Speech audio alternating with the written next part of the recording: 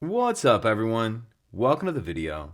Today we're going to take a look at how to replace the battery in this Mercedes-Benz GLB 250 remote key fob. This Mercedes key fob is going to use replacement battery CR2032, and I'll put a link in the description box of this video to where you can find these replacement batteries if you're in need.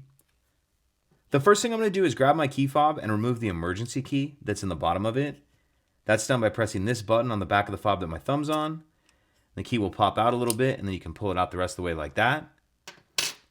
Now what I'm going to do is slide this black cover off. How I'm going to do that is I'm going to press that same button, and while holding it down, I'm just going to kind of slide this up just a little bit. It'll slide up and pull off like that. Now if we grab our key and we take a look off to the one side, we can see there's this item right here that I'm touching with the end of the key. If you notice, there's a little bit of a space in there, and this key has a little bit of a lip on it. What I'm going to do is take my key and get it in that space like that, and then use the key to pry out this little battery tray like this. Once we get the tray out, we can go ahead and pull our battery off like that.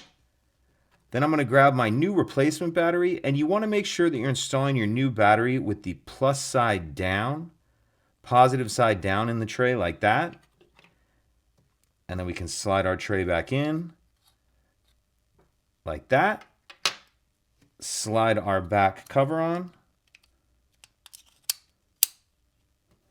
And then slide the emergency key back in.